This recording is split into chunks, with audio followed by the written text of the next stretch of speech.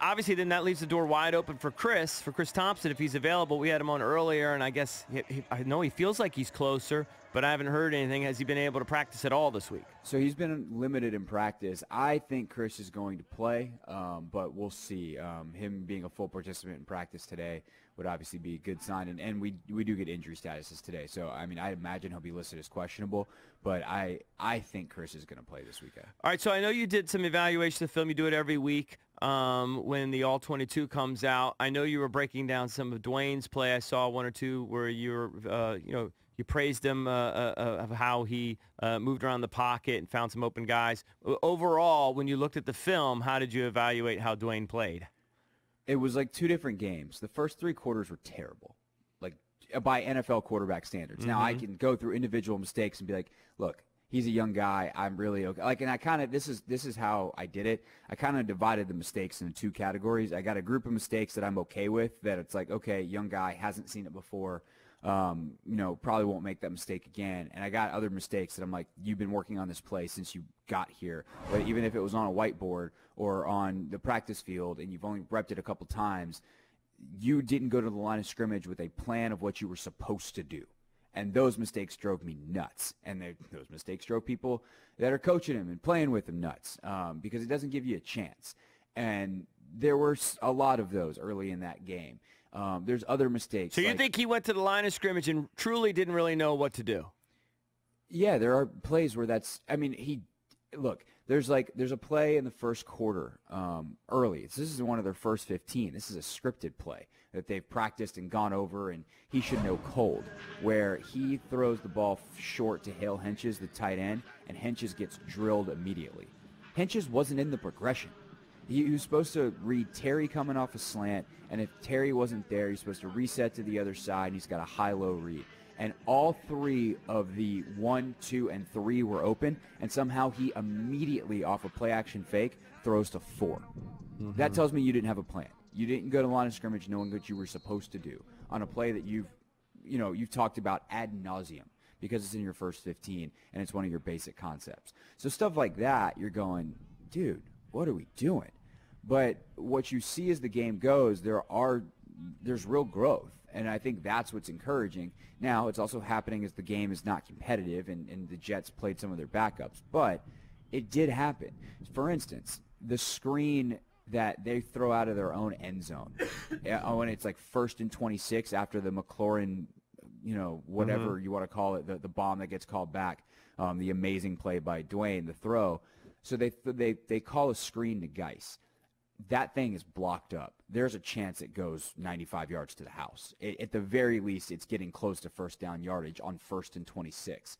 Dwayne can't get the ball off. That's not good. He needs to anchor down. He needs to drift away from pressure and figure out a way to let Darius uncover. Buy your back another half second, get that throw off, because there's a lot of space. In the second half, we see him do that on a screen, and it does go 45 yards. It's his first career touchdown pass, where he fades, gets the ball off to Darius. And I look at the mistake in the first half and go, that's a tough throw. He's a rookie standing in his own end zone in his second career start, trying to figure out how to throw to a guy he can't see.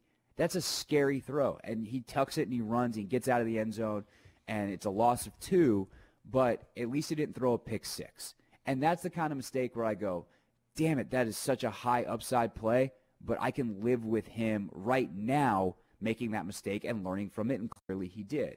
So the fourth quarter, I thought he let it rip. He got back, and because his arm is so strong, he can beat coverage. So even if he's not looking at the right place, the play where Terry gets blown up on the slant, I don't think that was the right throw, but he throws it so hard and so fast, and he's so decisive that he just beats the coverage anyway. Some of these mistakes, and the goal is to eventually get to best possible outcomes on every single play. Joined by Craig Hoffman, covers the Redskins for 106.7 The Fan. Even though Callahan has, I'm guessing, erotic dreams about running the ball, the Detroit Lions are terrible at stopping the pass. They're third worst in the NFL, 288.6 yards per game. Do we see Dwayne, if you had to guess, 250 passing yards? Is that too high to think against this Lions secondary?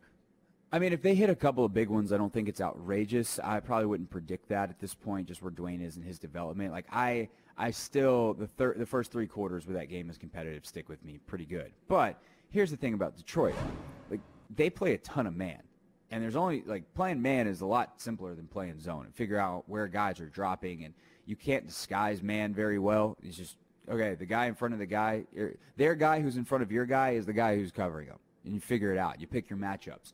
Where the Jets were playing cover 2 the entire day, but they were disguising it really well and playing all these alternate versions where, yeah, it's cover 2, but instead of 2 high safeties, maybe the corner's the deep guy and the safety's flying out to the flat. And you got these weird, exotic versions of it that Dwayne clearly was not seeing very well. Against man, it's their guys versus your guys. And outside of Darius Slay, who will be over Terry McLaurin probably the entire day shadowing, their corners aren't that good. Their linebackers are beatable, especially if you have Thompson and Geis back there, playing. So I think there's a chance for Dwayne to have a good day. It's going to be a much simpler defense. Now, there are some complications. Patricia is obviously a New England disciple. There are things they're going to do to try to confuse Dwayne Haskins. That is obvious. But I think a lot of those will be pressure-based. So if they can block and the O-line can have a better day and Dwayne can have a better day in protection, then there's a chance to see their receivers win and obviously get some yardage and pick it up, and maybe 250 isn't out of the realm of possibility.